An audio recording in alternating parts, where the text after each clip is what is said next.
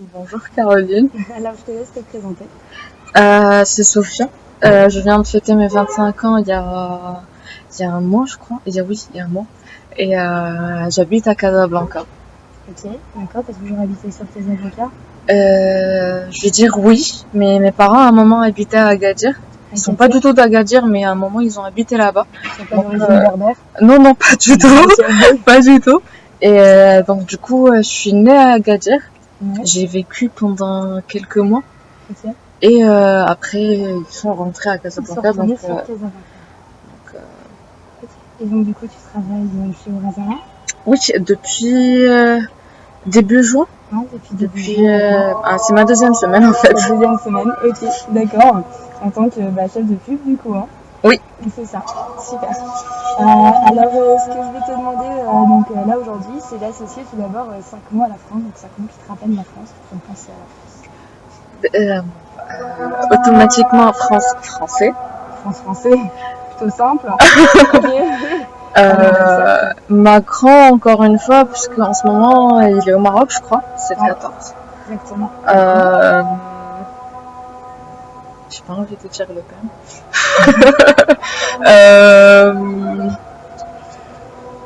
Je sais pas, pour faire court et drôle et dans le cliché, baguette, Tour Eiffel. Baguette, Tour Eiffel. Allez, hop, dernier, bien dans le mode vin et 20, merci. Français. Et c'est ce qu'on attendait là.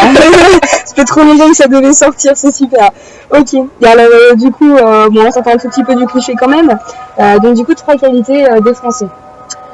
Alors, en premier, ils sont, je dis tout le temps ça, ils sont assez directs. Direct, ouais. Donc, oui, donc du coup, ça, c'est moins fatigant. Donc, les gens, ils vont droit au but. Ouais. Donc, c'est ça, on se fatigue pas sur des négociations. Exactement, c'est clair. C'est ça, ok. Très logique comme raisonnement. Ouais, des gens logiques, tu crois. Et troisième qualité après. Je sais pas. Une petite troisième, tu travailles avec des Français, tu travailles dans une entreprise française et tous les jours tu appelles des Français. Donc, oui. Non, mais à part ça, j'ai plein d'amis français, en plus, de la famille en plus. En France, donc de raison de plus. Donc, c'est une petite chose qui est bon, si je devais décrire mes amis français, ils sont drôles et chiants. Drôle et quoi? Et chiants. D'accord, à la fois. Mais ça peut être une qualité, hein. Oui, bien sûr. C'est drôle, c'est une qualité. Drôle, c'est une qualité. Oui. Plutôt des gens sympathiques. Oui. C'est vraiment dans l'ensemble. Sympa, bien vivant, on va dire. Ouais, bon vivant. Un bon vivant. Bon vivant, oui. C'est parce que si c'était vivant, on rigolerait moins. Ok. Alors, du coup, je vais te demander donc maintenant 3 défauts. Voilà, des Français. La première qualité, c'est aussi un défaut. Ah oui. Quelqu'un qui est très droit, très direct, donc peut être des fois strict et moins drôle. Ouais. Donc c'est difficile peut-être d'avoir une conversation avec lui ou de se lier d'amitié peut-être. Ouais.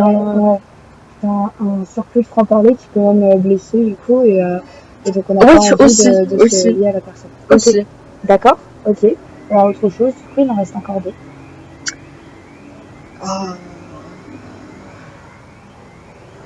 On n'a aucune idée. Vraiment, je sais pas quoi dire. Des potes, c'est toujours pareil, t'as des amis en France, t'as de la famille. Oui, donc du coup chiant. Et c'est énervant dans quel sens alors du coup dans le sens, après, parce que c'est une culture complètement différente. Ici, les Marocains, que ce soit les amis ou la famille, je veux dire, ils sont assez proches. Ouais. Ce qui n'est pas du tout le cas pour les Européens en général ou les Français. Donc, il y a bien une différence entre le cercle familial et le cercle amical. Oui, en fait, je parle là des deux. Et donc, du coup, pour avoir des nouvelles d'un ami ou d'une amie ou quelqu'un qu'on veut voir, ça peut prendre du temps, alors que ici au Maroc, limite, t'en as marre d'eux, t'as plus envie de les voir parce que tout le monde est toujours ensemble. C'est ça, tout est toujours quand tu vois, d'accord, donc un certain écart au final, en fait, peut-être un petit peu Oui. de cohésion, c'est ça? Après, c'est pas aussi négatif que ça peut aussi être positif, donc j'ai du mal à me positionner. Ah, c'est impressionnant, oui. Ouais. Donc, c'est ça. Ok, et une petite troisième négative alors? C'est nul ça. Allez, on accepte les clichés.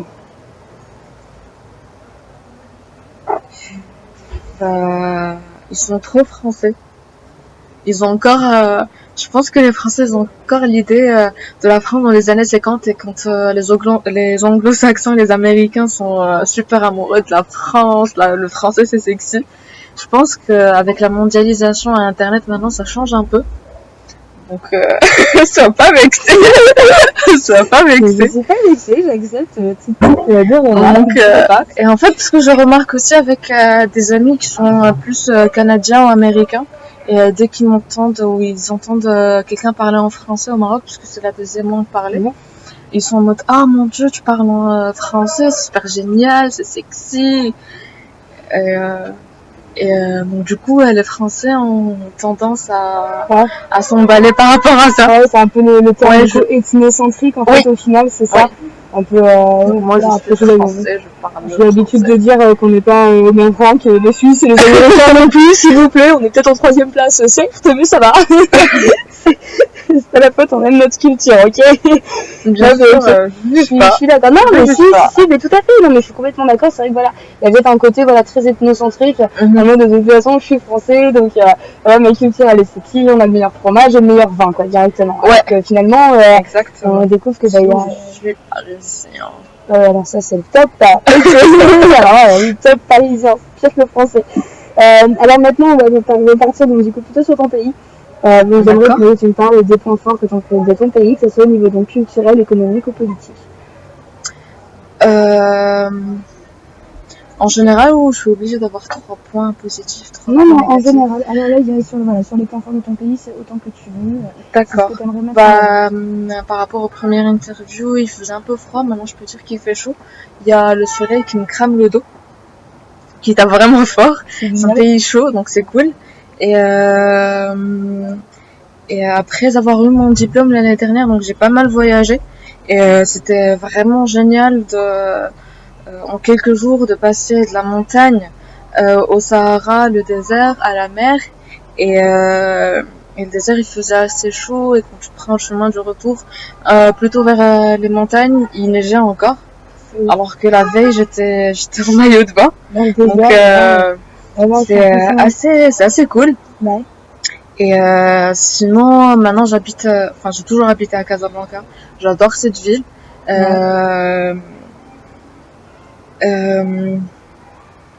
Généralement les touristes quand ils viennent au Maroc ils aiment pas vraiment beaucoup visiter Casablanca parce que c'est pas vraiment une ville touristique comparée à Marrakech, Fès. Et je dis tout le temps qu'ils ont pas vraiment vu Casablanca et j'ai déjà expérimenté ça avec plein de monde que j'ai reçu à travers Couchsurfing.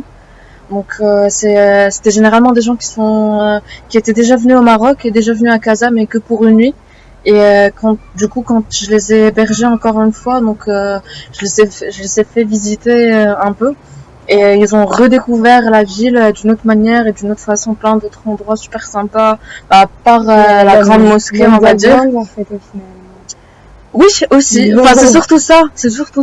Parce que les gens à Casablanca, ils connaissent la grande mosquée Hassan II et les Habous. C'est ça. Il y a une surface, mais il y a un intérieur aussi, c'est comme un dîner surprise quand on va. Oui, bien sûr. Casablanca, c'est pareil. C'est comme un Kinder. Oui. Ouais, non, mais c'est ça. C'est joli comme comparaison. Donc là, ce serait plus un petit point négatif au fait que les grosses villes, en fait, sont pas mises en avant par rapport à leur potentiel final.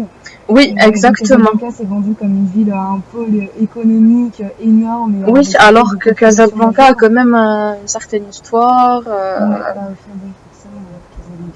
C'est pas mis en avant, donc c'est peut-être dommage, justement. Oui, dommage. Ça un petit peu, le cœur et l'âme de la ville. Donc du coup, je prends un peu ce sujet un peu trop à cœur.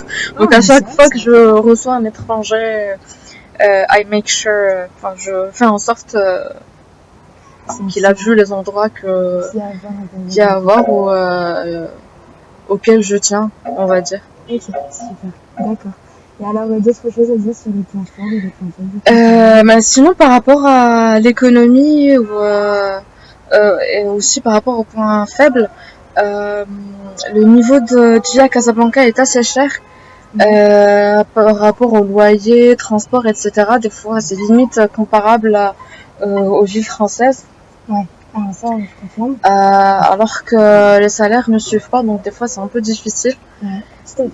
Et Par exemple, au niveau de la nourriture, hein, je trouve personnellement qu'au niveau de la nourriture, tu vois, je sais pas ce que t'en penses, toi, mais... Oui, mais après, ça dépend. Là, au niveau de la nourriture, quand tu fais tes courses au marché ou au souk, pour cuisiner chez toi, ça va. Mais pour manger dehors, à chaque fois, c'est un peu plus compliqué. Ça commence à devenir cher, Bah, exactement, surtout, par exemple, moi, je suis végétarienne. Et j'étais pendant 3 ans végétalienne, donc je consommais pas d'animaux ni de produits d'origine animale, c'est-à-dire les œufs, lait, miel, etc. Et c'était vraiment dur, surtout quand je passe toute la journée au boulot, je peux pas dépanner, donc c'était compliqué. Donc j'étais obligée de revoir mais oui, et donc du coup je suis un régime plutôt alimentaire plutôt végétarien et à la maison j'essaye de diminuer justement les produits laitiers. Mais après ça c'est juste un exemple ouais, c'est ça, du coup parmi tant d'autres. Ça a une complication par rapport du coup au exactement tout ça. Et moi c'est dur de s'adapter et ouais. Ouais, d'accord. Donc ça va être plus au niveau des shops, des magasins. Oui, parce qu'on n'a pas vraiment les substituts. Ouais, c'est ça. Et le régime végétarien ou végétalien n'est pas vraiment assez connu, on va dire. Bah, à part dans les villes touristiques, par exemple Marrakech ou Fès ou Essaouira, les restos et les snacks proposent un menu diversifié avec des options végétariennes et végétaliennes, puisqu'il y a beaucoup de touristes qui viennent, donc du coup les restos étaient obligés de s'adapter à ce genre de clientèle. Ouais. Oui, finalement, pas tout ça. Ouais, c'est vrai qu'il y a des restos maintenant qui font des tagines par exemple végétariens. Exactement. Ouais, c'est vrai. Alors ce que je vais demander maintenant, donc voilà, comme tu disais, donc t'as eu l'occasion d'accueillir des étrangers chez toi. Alors du coup, ce qui m'intéresserait de savoir, c'est quel pire cliché tu as eu du Maroc de la part de certains étrangers. D'accord. Alors ça, ce serait top. Bah, le plus drôle, c'est quand tu reçois une américaine et en venant au Maroc, elle a déjà pris son billet déjà. Ouais. Et là, dans la tête, plein d'idées super bidons. Qu'au Maroc, on se déplace encore d'autres chameaux à d'autres dromadaires. Ouais. On n'a pas de route. C'est bien dommage d'ailleurs qu'on se déplace plus à d'autres chameaux et d'autres dromadaires. On n'a pas d'ascenseur. Je sais pas pourquoi ascenseur et pas d'immeuble. Je comprends pas la logique. Et on mange des chiens. Et vous mangez des chiens. Exactement. Et ça, c'était, je pense, en 2010. Ah oui, d'accord. En 2010.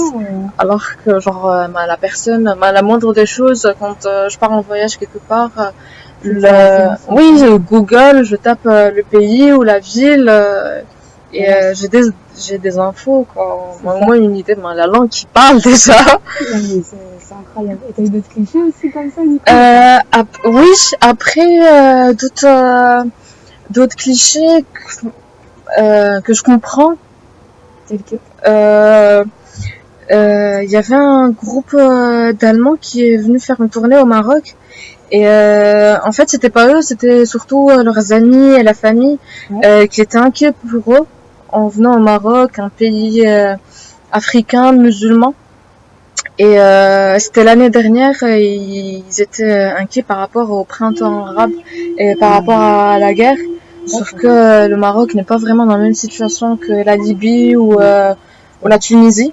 Donc, ce genre de remarques ou de réflexions, c'est limite compréhensible parce que les circonstances font ainsi. C'est quand même la meilleure police secrète, quand même. Oui. Ça reste quand même vachement pratique. Hein. Ouais. Ouais, d'accord. Ouais, non, mais je peux comprendre, voilà, donc une petite dose, ça reste encore dans le début. Exactement. Sinon, j'ai eu droit à d'autres clichés, surtout par rapport à ma personne et pas le pays. Genre, t'es une fille dans un pays musulman, tu portes pas le voile. ah, t'es une fille, t'as un piercing, ah, Ouais. t'es une fille dans un pays musulman, t'écoutes ce genre de musique, tel... Attends, t'as un débardeur, t'es qui dans un pays musulman, t'as pas ton dromadaire qui t'attend juste en bas avec Bah, ton mari non. et la djellaba et Exactement. t'as trimballé de 6 enfants. D'accord. Et tu peux rappeler ton âge, s'il te plaît? 25 ans. Voilà, donc il est possible à 25 ans dans un pays musulman de ne pas être Bah, marié, de pas exactement. avoir d'enfant et voilà, et d'avoir une couleur aux cheveux. Bien sûr, C'est possible. bah, surtout Merci. que ma couleur de cheveux change par saison. Donc, oui. D'accord, mais c'est super. Alors, ce que j'aimerais que tu m'en parles un petit peu, ça te dérange pas, ce serait m'en dire un petit peu plus sur le printemps arabe au niveau du Maroc.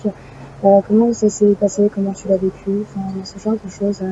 C'est vrai que nous, on n'a pas beaucoup entendu parler. Tu vois, en France, Oui. à la limite, mais il fallait se renseigner. Donc, ça pourrait être intéressant. Bah, en fait, la période enfin, la période du printemps arabe, je m'intéressais pas vraiment beaucoup à la politique. J'étais encore étudiante, la tête de mon père, je veux encore voyager, ça m'intéresse pas. Ouais. Et c'est qu'après justement les événements du printemps arabe que j'ai commencé à m'y intéresser un peu et avoir des infos. Mais en fait, bizarrement, ça n'a pas vraiment touché ou impacté le Maroc comparé à d'autres pays. Ouais. À un moment, il y a un mouvement, ça s'appelle le 20 février. Ouais. Et c'est un mouvement qui milite justement pour les droits de l'homme en général, etc. Et il y avait plein de manifestations, mais je pense que le gouvernement a vite réagi à leur demande justement. Ouais. Et donc du coup, ça s'est vite dissipé. Ouais. Et le gouvernement a réagi de manière positive ou de manière négative? Positive pour certains et négative pour d'autres. De toute façon, tout le monde est mécontent, parce qu'on est en France ici. Mais D'accord, ouais. et donc il y a eu, je pense qu'ils ont réussi à changer certains trucs. Donc et finalement ça a moins impacté le Maroc. Ok, est-ce que tu pourrais expliquer quand même un petit peu de quoi s'agit le printemps arabe? Ce serait intéressant. Bah en fait, le printemps arabe, je pense que ça a commencé à débuter précisément en Tunisie. Ouais, C'était un monsieur qui s'est immolé, il s'est mis le feu, Ouais. il est mort comme ça. Et donc du coup, ça a généré plein de... Et tu penses que c'est une raison ou... Oui, oui, il y a... mon Dieu, j'ai complètement zappé. Je pense je crois que c'était un vendeur ambulant et on lui a enlevé... Ouais, tout ce qu'il avait. Ouais.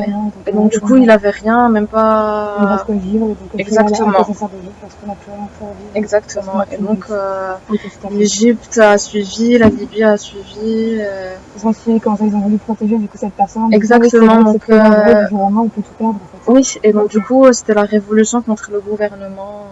Et donc ça se fait dans tous les pays. Exactement. Et donc du coup, c'est pas du tout encore stable dans la Tunisie et l'Égypte et surtout la Libye. Oui, parce que surtout que c'est encore un royaume, il y a encore un roi et il y a un premier ministre. Donc le gouvernement change, les ministres changent, mais pas le roi. Et le roi reste, donc le roi offre une certaine stabilité et le ministre offre un regard nouveau au final. Exactement. Et donc du coup, quand il y a des urgences ou des cas extrêmes, donc du coup c'est le roi qui intervient directement. Tout à fait. Alors une petite dernière question, désolée, je te prends beaucoup de ton temps. C'est pas grave. Mais c'est très intéressant. Une petite dernière chose, donc là on est en période de Ramadan actuellement. Oui. Tout à fait. Et donc j'ai envie que tu dises sans honte ce que tu ne fais pas Ramadan. Et que c'est possible au Maroc qu'il y a des Marocains qui ne font pas Ramadan. Oui, bah en fait il y a vraiment beaucoup de Marocains qui font pas le Ramadan. Et pas que le Ramadan, qui ont une certaine position par rapport à la religion, à l'islam ou les religions en général. Mais au final, oui, mais ils sont obligés de garder le silence ou de pas en parler à n'importe qui parce que c'est contre la loi. C'est pas accepté par la société et c'est contre la loi parce que autant que Marocain, on est né musulman à la base. D'accord, oui. Donc, tu es né déjà dans une religion. Exactement. D'accord. Ah, c'est dommage. Et même si tu nais dans un autre environnement, dans une autre société, tu es né musulman, mais quand tu grandis avec ta famille qui l'est pas, donc du coup, tu l'es plus. D'accord. Mais selon l'islam, tout le monde est né musulman. Ah, oui. Et ici au Maroc, on n'a pas le droit de changer. Et c'est important, voilà, le ramadan représente vraiment quelque chose d'important. Et après, donc, du coup, il y a ceux qui font le ramadan parce qu'ils ils croient dans cette religion. Oui. Donc, c'est très beau, c'est très bien. Et franchement, bravo à eux. Et du coup, il y a ceux, voilà, enfin, pas forcément qui ne croient pas en cette religion, mais qui sont pas forcément adeptes de ça. Oui, et donc du coup, ils sont obligés de s'adapter justement au système du ramadan, que ce soit les horaires ou les heures du déjeuner, etc. Et donc du coup, ils doivent être un peu plus discrets. C'est ça, une certaine discrétion. Et puis, les quotidiennes. Oui, c'est ça. Et bah écoute, merci beaucoup en tout cas de m'avoir offert voilà, beaucoup de ton temps. C'était vraiment très intéressant et puis merci encore. À très bientôt. C'est ça.